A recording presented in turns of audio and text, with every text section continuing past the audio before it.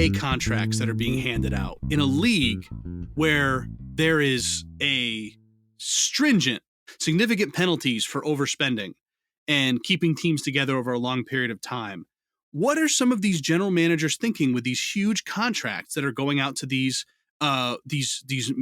compared to their peers, mediocre players? How does that happen? This is something I've been toying with and talking to people about for weeks and months and months. I actually just golfed last week with a former NBA All-Star, and and it was a great time. And he didn't really talk about his career too much, but he casually mentioned his contract and what he'd be worth in today's dollars. And then you think about it, and you're like, you're telling me that 5 points and 4 rebounds right now is worth $10 million a season. So you're willing to take a Kelly Olynyk, right, or a player just like him, who he actually had a little better season this year, and pay him $10 to $12 million bucks. And I think what's really happening is the revenue sharing from these big market teams. Yes, they help out the smaller teams, but there's too much money going to the owners right now. Right. I don't think they care. Right. The owners are not playing basketball. Right. They're just making money. That's right. They're looking at it from a pure dollars and cents thing and winning, and looking what winning does to their dollars and cents. How much money do you think the Golden State Warriors owners have made off of not just TV rights, but merchandise and this and that, you name it, versus the Minnesota Timberwolves? Well, after all the numbers are all said and done, they won the championship and they've come out with positive P&L, and they continue to win. I don't think they care too much. And now some of these owners, by the way, also have made so much money personally that they just want to win. In the beginning of the Mark Cuban era, he didn't really care about cost. Now he's becoming a little bit more of a micromanager, but he just wanted to win. Now he still just wants to win, but at least he looks at contracts now. So I don't know. I saw a stat that I can't remember the number, but the NFL got super rich last year. The owners did. There was a lot of money that got sent back to every NFL team, and that 200-something million. Yeah, and that didn't matter if you won, 2 games or 3 games or 10 games. So they split a big pot this year, and I don't know what the numbers are in the NBA, but I'm going to guess that even if you pay X amount of luxury tax, winning is everything, and it still doesn't mean you're losing. It's not like you're losing money during the season, because if you were repeatedly, you just wouldn't do it. Right. I was listening to a podcast, and they were talking about how, we've never seen the players run the league this much. They're in control. I say, no way. All the players are forced to take less than what they're worth in order to have this control. And, the great players are taking less than what they're worth. Now that means that the owners don't control what they do, but I don't think they care. They don't care. They're getting at such a low rate. These top players, they're getting the players who are in the middle are getting paid more than what they're worth, but the players that are, quote, controlling the league, controlling their own destiny, are taking much less. Now, are they making it up in all these different in other ways, ancillary income? Very possibly. Yep. But a guy like Carmelo Anthony took that option deal because that was much more than he was worth this year. Much more. And he gave up control. What is he legitimately worth? $5 million this year on the open market or something? Honestly, I think he gets more now. He gets 12 to 15, but not nothing. There's no two handle. Not 28 or whatever. No. Yeah, right. He's 15 million. And because of who he is and what he might be able to contribute. Now, no team has 15 million to spend because of the rules. Very few teams have that much to spend. But in a true open market, he's a 10 to 15 million a year type guy, assuming last year was a worst case scenario. Right, exactly. And he sells tickets and all these different things, but he opted in big time. And now he's still trying to take control over where he goes, but he gave up a lot of control. He could have gone wherever he wanted. He was an unrestricted free agent if he didn't opt in.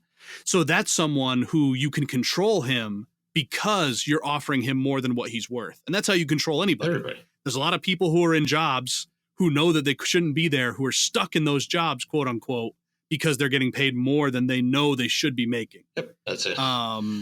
That's corporate America if they do it right. They pay you just enough where you're like, okay, Oh my God, what's my opportunity away? I don't know if I can make that money. I'll just stay here. Okay, great. Right. Right. And then there's people that have that even in a worse, I guess for them, better equation where like, God, I really can't make this. I got to keep my nose down and stick this one out, and I'll be all right. Now you give up all your freedom that way. They own you, but you're getting, they own you because they're paying your rate. These star players in the NBA are not getting paid what they should be. And I think the owners are happy to have that happen. I think the owners are taking this straight to the bank, and all the better. If these players think they're running things, let them. Yep.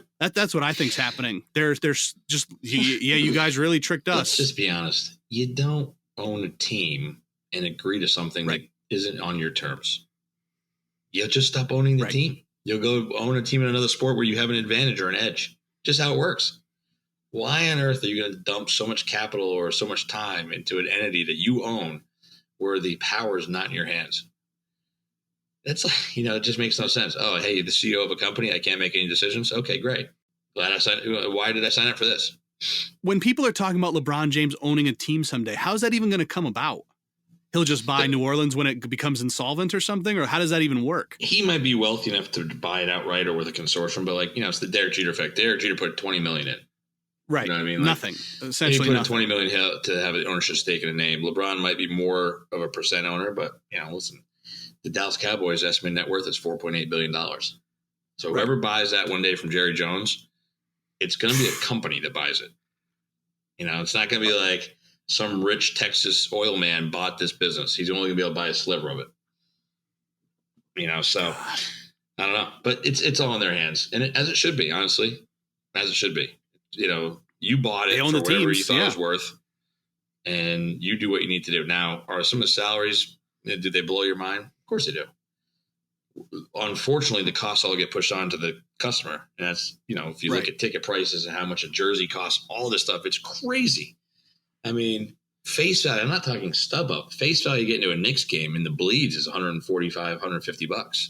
Oh, plus fees, I'm sure. And if you buy them off StubHub, you actually probably end up getting cheaper. But the face value that the Knicks are charging people is going crazy. So to go to a Knicks game, it's $200 all day long. Yep.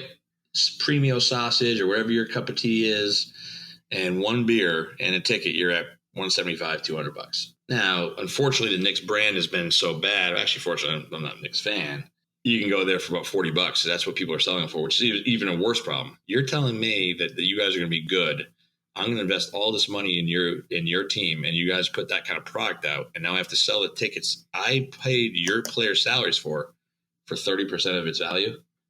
Explain that to me. Well, I don't know if you heard this in a parting moment on this. The Cleveland Cavaliers locked in through a letter to their season ticket holders 2 years ago, a 5-year lockup on season tickets at a rate.